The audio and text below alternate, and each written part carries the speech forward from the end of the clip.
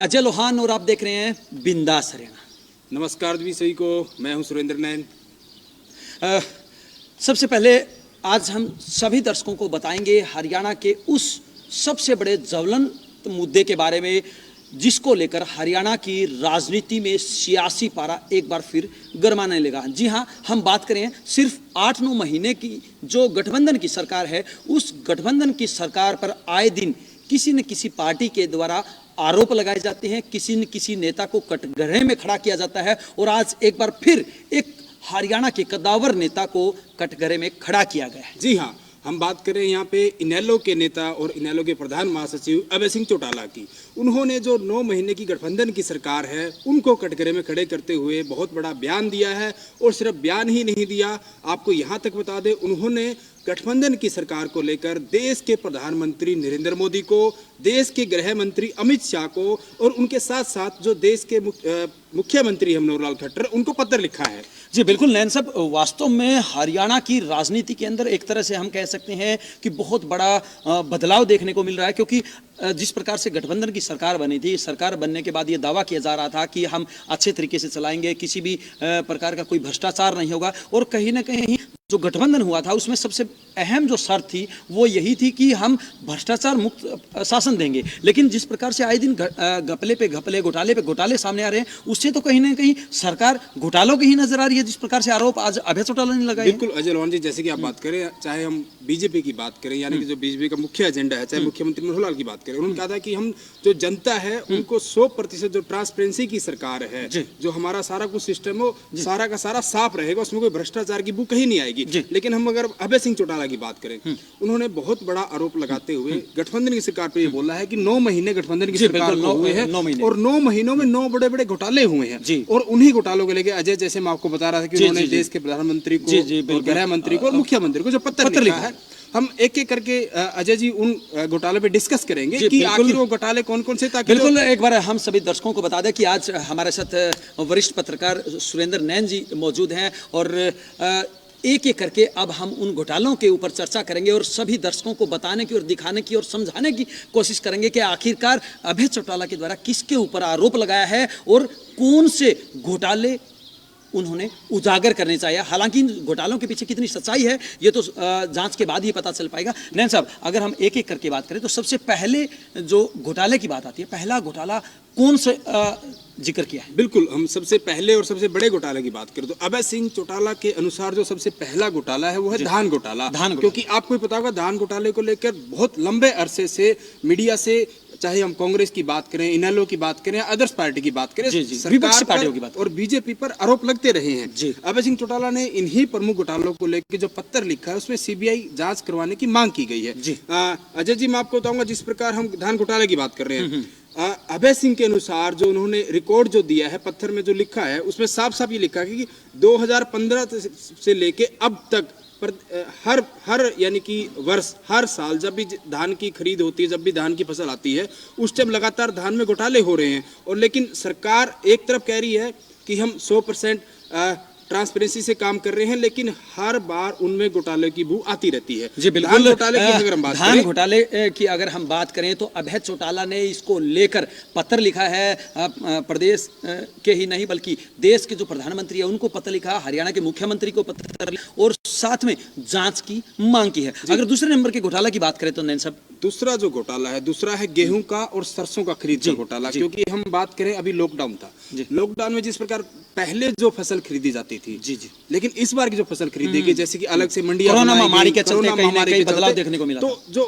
गेहूं की जो खरीद हुई है इस बार, उसमें बहुत बड़ा घोटाला। उन्होंने बोला कि समय पर जो उन्होंने, बीजेपी ने जो वादा किया था गठबंधन सरकार ने कि हम गेहूं खरीदेंगे किसानों की और सरसों खरीदेंगे, उसका जो भुगतान है वो समय पर किया जाएगा। लेकिन जिन लोगों को ये टेंडर दिया गया था, या फिर जैसे सरकार ने उन लोगों को जिन बीमा के तहत या फिर आड़तियों के तहत जो पैसा देना था, वो उस समय सीमा में पैसा नहीं दिया गया और करोड़ों रुपए जो किसानों का जो पैसा दिया गया वो काफी लेट दिया गया। सरकार की तरफ से ये भी दावा किया गया था कि हम 72 घंटे में किसान की जो फसल की कीमत होगी वो उसको दे देंगे। ना ही तो धान समय पे, गेहूं समय पे खरीदी गई और साथ में ना ही पेमेंट की गई। तो कहीं ना कहीं किसानों में भी काफी मायूसी देखने को मिली थी। नैन साहब, एक वीडियो वायरल हुआ था अपने बिंदास हरियाणा के ऊपर ही, जिसमें दिखाया गया था कि तकरीबन 17 मिनट का वो वीडियो था। 17 मिनट में लगातार बाइक के ऊपर चलते हुए इतनी लंबी लाइन लगी हुई थी, जिसमें कि देख के शायद रूह कांप उठे कि ऐसा कैसे हो सकता है। हालांकि उसके पीछे बहाना दिया गया था कि कोरोना महामारी है। बिल्कुल। और जो सरसों और गेहूं खरीद की मैं बात कर रहा हूँ, उसके साथ साथ अभय सिंह का ये भी कहना है कि आड़तियों से 4 से 6 रुपए प्रति बैग सुविधा शुल्क के नाम पे भी लिए गए हैं। वहीं अगर चने की बात करें, चने में आपने सुना चने का जो मोपाई का जो तुलाई का जो घोटाला था, जिसमें माप लिया गया चने की तुलाई की गई, उसमें भी कहीं ना कहीं उन्होंने साफ साफ कहा है कि 5 किलोग्राम प्रति बैग के हिसाब से हेराफेरी की गई है। तो दो हमने प्रमुख घोटालों की बात करी। और अगर हम तीसरे घोटाले की बात करें, तीसरे घोटाले की अगर हम बात करें तो अभय सिंह के द्वारा लगभग 41 चावल की जो मिलें हैं, राइस मिले हैं, राइस मिलों में 30% से अधिक चावल को लेकर इसमें जो है सरकार को वापस नहीं लिया गया, अधिक जो चावल था। और उसके साथ साथ जो पीडीएस के लिए 5 मिलों के जो स्टॉक हैं, उनमें लगभग 6000 क्विंटल चावल की कमी पाई गई। यानी कि जो राजस्व को जो नुकसान हुआ है, उनका जो रिकॉर्ड जब देखेगा मिलों का, राइस मिलों का, मतलब वो मैच नहीं खाया, जिसकी वजह से घोटाला साफ। और मैं आपको बता दूं, इसमें काफी बार अगर हम इस डिपार्टमेंट की बात करें, food and supply, Dushyant Chautala जो उप मुख्यमंत्री है, उनका विभाग है, उन्होंने काफी बार जो है जो पीके दास हैं, उनसे भी इस मामले की जांच कराई गई। और उन्होंने साफ साफ शुरू में 100 करोड़ रुपए का घोटाला शुरू में माना, और उसके साथ साथ 3-4 बार जो राइस मिले हैं उनकी जांच कही गई, लेकिन हर बार जो है वो चीजें मैच नहीं करती पाई, घोटाला पाया गया। नैन साहब, कहीं ना कहीं अगर हम गठबंधन की सरकार की बात करें तो कटघरे में जरूर खड़ी होती है, क्योंकि जो घोटाले उजागर हुए हैं वो सारे के सारे घोटाले हरियाणा के उप मुख्यमंत्री दुष्यंत चौटाला के डिपार्टमेंट से लगभग संबंधित है। और यही वजह है कि शायद नारनौल से जो विधायक है जेजेपी के रामकुमार गौतम, उन्होंने जो कमेटी बनाई गई थी, उस कमेटी के ऊपर भी ऐतराज जताया था कि ये जो कमेटी बनाई गई है, इसमें ऐसे लोगों को शामिल किया गया जो खुद ही भ्रष्टाचार से संलिप्त है। बिल्कुल बिल्कुल। जैसे जिस प्रकार की बात करो, अभय सिंह चौटाला का साफ साफ कहना है कि जो गठबंधन की सरकार है,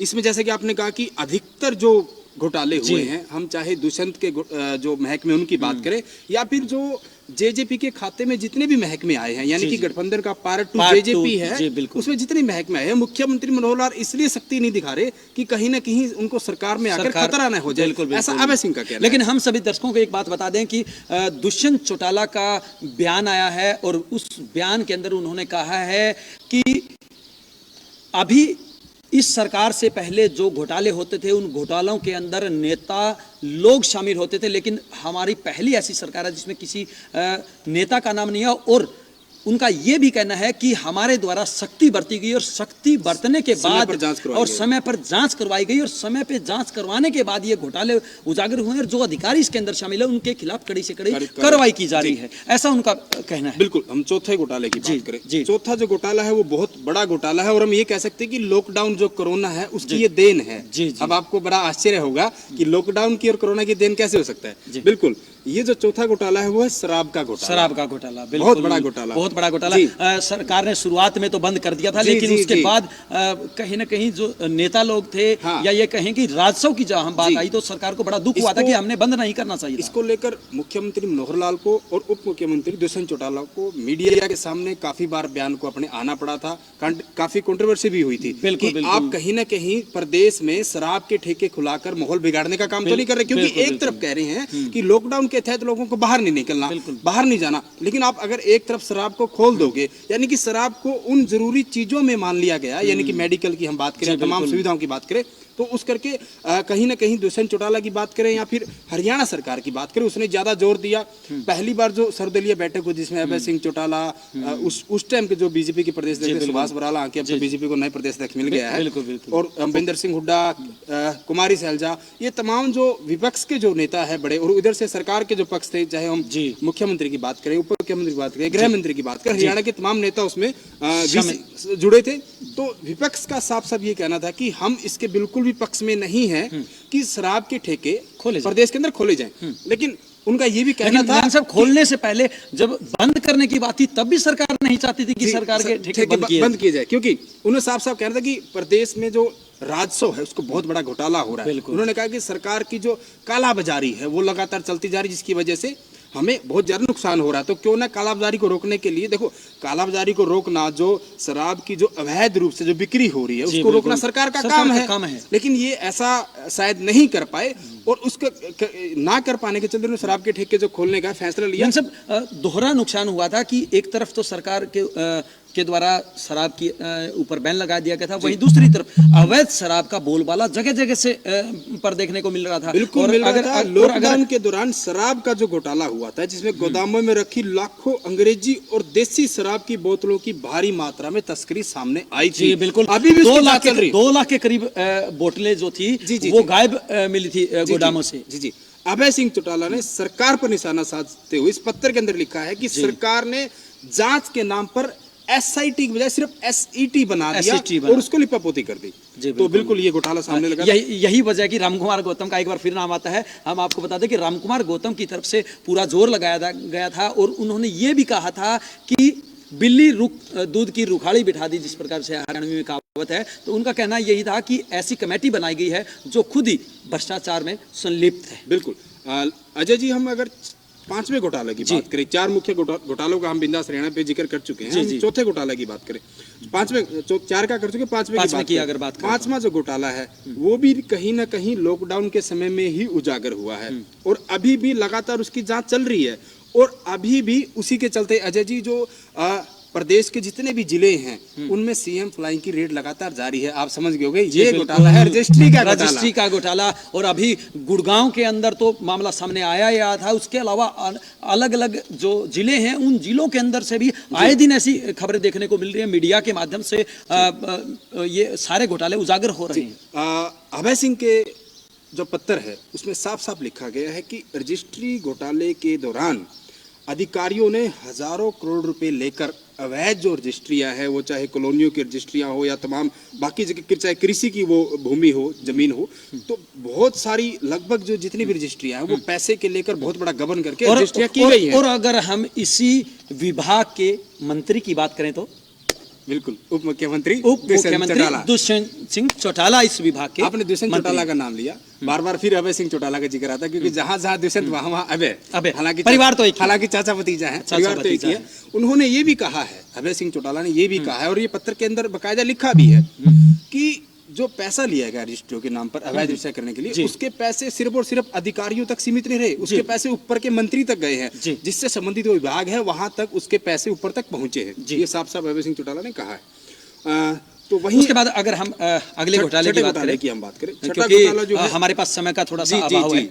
छठा घोटाला जो है ट्रांसफर को लेकर हुआ है। ट्रांसफर, आपको याद होगा कि कुछ समय के लिए जब सरकार का गठन हुआ था, मंत्रिमंडल जो बनाया गया था, मंत्री विभाग, जो मंत्रियों को अलग अलग विभाग बांटे गए थे, कुछ टाइम तक मंत्रियों को पावर दी गई थी कि आप जो है सीमित समय के लिए कि आप ट्रांसफर कर सकते, तो वो समय सीमा खत्म हो गई थी। उसके बाद समय सीमा खत्म होगा, जो ट्रांसफर किए गए हैं उसमें बहुत बड़ा गबन किया गया है, पैसे ले देकर वो भी शक के दायरे में है। ऐसा कहना है इनेलो के प्रधान महासचिव चौधरी अभय सिंह चौटाला का, और इन्होंने इसी मामले को लेकर सीबीआई से जांच की मांग की। 7वें घोटाले की बात करें, 7वां घोटाला कोई नया घोटाला नहीं है।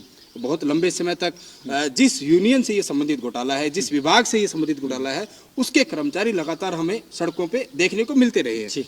हम बात कर रहे हैं घोटाला परिवहन विभाग का। परिवहन विभाग में जो घोटाला हुआ है उसमें साफ साफ ये लिखा गया कि जो बसें हैं, बसों को परमिट देने के आधार पर जो निजी ट्रांसफर किया गया, जो निजीकरण कर रही है सरकार हर चीजों का, तो उसमें 36 से 37 रुपए प्रति किलोमीटर के हिसाब से दिए गए हैं। इसमें भी अभय सिंह किलोमीटर स्कीम का घोटाला काफी उजागर हुआ था, लेकिन एक बार फिर अभय चौटाला के द्वारा उसमें जांच की मांग की गई। एक बार फिर हम सभी दर्शकों को बता दें कि आज बिंदास हरियाणा पर विशेष चर्चा आप देख रहे हैं, जिसके अंदर हम विश्लेषण करने की कोशिश कर रहे हैं कि आखिरकार अभय चौटाला ने किन कारणों को ध्यान में रखते हुए 9 घोटालों को उजागर करने की बात कही है। और इसी मामले में जो हमारे देश के प्रधानमंत्री है उनको पत्र लिखा गया है और हरियाणा के मुख्यमंत्री को पत्र लिखा गया है और साथ में जांच की मांग भी की गई। 8वें घोटाले की हम बात करते हैं। 8वां जो घोटाला है वो छात्रवृत्ति का घोटाला। पिछली जो बीजेपी की सरकार थी, मनोहर लाल खट्टर 1 पॉइंट की जो सरकार थी, उसमें भी ये घोटाला सामने आया था और फिर से घोटाला एक बार फिर अभी उजागर हुआ। जी, अभय चौटाला ने जो कहा है उसका उनका साफ साफ कहना है कि अनुसूचित जाति व पिछड़े वर्ग के छात्रों को जो छात्रवृत्ति दी जानी थी उसमें भी कम से कम 3.5 करोड़ रुपए का घोटाला हुआ है। सरकार ने ये घोटाला करवाया है और इसमें एक FIR दर्ज भी हुई है। इन्हीं घोटालों की वो सीबीआई से जांच की मांग कर रहे हैं। हम बात करें अंतिम अजय जी घोटाले की, नोवा घोटाला जो है। लेकिन नौवें घोटाले पे चलने से पहले नैन साहब हम आपको बता दें कि जितने घोटाले हुए हैं वास्तव में निंदनीय है, लेकिन वहीं अगर अनुसूचित जाति के छात्रों के भविष्य के साथ भी अगर खिलवाड़ किया जाए तो वास्तव में कहीं ना कहीं सरकार की लापरवाही बिल्कुल उजागर हो जाए। यहाँ पे एक तरफ सरकार भ्रष्टाचार मुक्त प्रशासन देने की बात कर रही है, और वहीं जो अनुसूचित जाति के बच्चे हैं अगर उनके साथ जो कमजोर तबके के लोग हैं, हम आर्थिक तौर पे देखें तो सरकार एक तरफ बड़ी बड़ी योजनाएं देती है, लेकिन उन लोगों को जो सहायता सरकार की तरफ से मिलनी चाहिए थी, कमजोर लोगों को, कमजोर तबके के लोगों को, उनका भी जो पैसा है, जो छात्रवृत्ति का घोटाला, वो भी हड़प लिया। ये बिल्कुल अंतिम घोटाला हम बात करें, जो नोवा घोटाला है वो है फसल बीमा योजना का घोटाला जी। अभय सिंह के द्वारा जो इसमें पत्र में लिखा गया है, क्योंकि हमारे पास ये पत्र है पूरा जो अभय सिंह ने लिखा है, नोवा घोटाला है फसल बीमा योजना के प्रीमियम के रूप में दिया गया है, जिसमें राज्य सरकार यानी कि हरियाणा सरकार ने हिस्से का प्रीमियम देने से मना कर दिया गया किसानों को। उसके साथ साथ केसीसी वाले किसानों से बगैर पूछे उनके खाते में प्रीमियम की जो रकम वो काट ली गई। सरकार ने किसानों को बिना बताए उनके खाते से पेमेंट काट, मतलब एक बार हम सभी दर्शकों को बता दें कि अभय चौटाला का कहना है कि हरियाणा के जिन किसानों ने केसीसी बनवाया हुआ है, किसान क्रेडिट कार्ड बनवाया है, उनके खाते से बगैर पूछे पेमेंट काट ली गई, लेकिन जिनकी फसलों में नुकसान हुआ, जिनकी भरपाई नहीं हुई और साथ में जो मुआवजा दिया जाना था वो मुआवजा नहीं दिया गया, इसके अंदर भी करोड़ों का गोलमाल हुआ। बिल्कुल अभय सिंह ने ये भी कहा कि जिस प्रकार कोरोना महामारी के मरीजों की संख्या में लगातार बढ़ोतरी हो रही है, ठीक उसी प्रकार हरियाणा की गठबंधन की सरकार में जो घोटाले हैं उनमें भी लगातार वृद्धि हो रही है। उन्होंने मुख्यमंत्री मनोहर लाल से, देश के प्रधानमंत्री नरेंद्र मोदी से और गृह मंत्री अमित शाह से पत्र लिखकर ये मांग की गई है कि सीबीआई से इसकी जांच करवाई जाए, ताकि जो सच्चाई है घोटालों की, उन्होंने जो आरोप लगाए हैं उनकी सच्चाई जो हो जनता तक पहुंच सके। तो अभय सिंह चौटाला के जो मुख्य आज 9 जो बिंदु थे, जो 9 घोटाले उन्होंने बताए, उन्होंने हमने एक एक जनता को बताने की कोशिश की है। दूसरी अगर हम बात करें, दूसरी बड़ी खबर की, अजय जी आप लगातार उस खबर को लेकर मेरे को बार बार बता भी रहे थे, वीआईपी कल्चर जी। साथियों आपको याद होगा प्रधानमंत्री नरेंद्र मोदी ने पिछले टर्म में एक बहुत बड़ी शुरुआत की थी, ऐसी शुरुआत जो आज तक कभी नहीं हुई, जो ऐसी शुरुआत वो ऐसी जो कोई सोच भी नहीं सकता, क्योंकि हर कोई जो चुनाव प्रतिनिधि होता है, चाहे वो एमएलए हो या एमपी हो या प्रधानमंत्री हो या कोई भी जो इस तरह का जनप्रतिनिधि जिसको जनता चुनती है, डायरेक्ट रूप से चुनती है, वो कहीं ना कहीं वीआईपी दिखाने के लिए गाड़ी के ऊपर, समझ गया ना आप क्या बात कर रहा हूँ, लाल बत्ती की बात हम कर रहे हैं जी। लाल बत्ती हटाने की बात की गई थी और प्रधानमंत्री नरेंद्र मोदी के आह्वान पर पूरे देश में वो लाल बत्ती हटा भी दी गई। लेकिन कहीं ना कहीं अगर हम नेताओं की बात करें तो उनके मन में कहीं टीस थी इस बात की कि जिस बात के लिए लोग उनको जानते थे और साथ में जो वीआईपी कल्चर का वो इस्तेमाल करते थे, उसका फायदा उठाते थे, अब वो छीन लिया गया है। लेकिन हम सभी दर्शकों को एक बार फिर बता दें कि वही वीआईपी कल्चर हालांकि रूप बदला हुआ है, लेकिन रूप बदला है, उसका तरीका नहीं वही रहेगा और उसी तरीके को एक बार फिर हरियाणा में अपनाने की कोशिश की जा रही है। ये जो चर्चा हम कर रहे हैं वीआईपी कल्चर की, इसमें क्या है कि मैं अजय जी आपको बताना चाहूंगा, हालांकि उसका कैसा स्वरूप रहेगा विश्लेषण आप करेंगे। जिस प्रकार अभी हम बात करें अधिकारियों को जो गाड़ियां मिलती हैं, जो आईएएस आईपीएस अधिकारी हैं या चेयरमैन हैं, उनकी गाड़ी के आगे आप देखे होंगे कि एक झंडी लगी होती है, झंडी के ऊपर डीसी, कमिश्नर, तमाम इस तरह की चीजें उनकी पहचान के रूप में होती है। वैसी ही झंडी जो कि सरकार है, हरियाणा सरकार, वो हर एक विधायक को देने जा रही है। एमएलए की झंडी, एमएलए लिखी हुई झंडी। एक बार फिर हम आपको बता दें, बिंदास हरियाणा पे सबसे पहले हम इस मुद्दे पर चर्चा कर रहे हैं और चर्चा है वीआईपी कल्चर की। वीआईपी कल्चर एक बार फिर हरियाणा में देखने को जल्द ही मिलेगा। जब हमने इस खबर को लेकर, इस बात को लेकर, जो हमारे हरियाणा विधानसभा के स्पीकर हैं, अध्यक्ष हैं ज्ञानचंद गुप्ता, पंचकुला से विधायक भी हैं, उनसे बात करने की कोशिश की तो उन्होंने साफ साफ ये बताया कि हमारे विधायकों से लगातार इस तरह की शिकायतें आ रही थी और निवेदन भी कहीं ना कहीं आ रहा था कि हम जब जाते हैं कहीं ना कहीं तो हमें बहुत सारी परेशानियां होती हैं, चाहे हम टोल नाके की बात करें या फिर कहीं भी जाए, पुलिस से भी कई बार 2 हाथ उनको पहचान नहीं हो पा रही। तो उन्हीं तमाम चीजों को देखते हुए विधायकों को, जितने भी विधायक है, उनकी गाड़ी के ऊपर ये झंडी अलॉट कर दी गई है। ज्ञानचंद गुप्ता जो अध्यक्ष हैं हरियाणा, उन्होंने इस झंडी को जो है स्वीकृति दे दी है। कुछ दिनों बाद हरियाणा के जितने विधायक हैं उनके ऊपर आप गाड़ी के आगे वो झंडी, एमएलए लिखी हुई झंडी लगी देखेंगे। पंजाब की अगर मैं अजय जी आपको और बात बताऊं, पंजाब की जो सरकार है, कांग्रेस की सरकार है वहाँ पे, पंजाब की सरकार में हर एक विधायक को एक एक गाड़ी भी दी गई है। हालांकि इसकी भी मांग कहीं ना कहीं कुछ विधायकों ने उठाई थी हरियाणा से, लेकिन उस मांग को सिरे से खारिज कर दिया गया है। लेकिन वीआईपी कल्चर की मांग को मान लिया गया है। फिलहाल हरियाणा के जितने भी विधायक हैं वो अपने आगे वो झंडी जो एमएलए वाली है वो लगा के बिल्कुल वीआईपी की तरह घूम सकते हैं। जी बिल्कुल।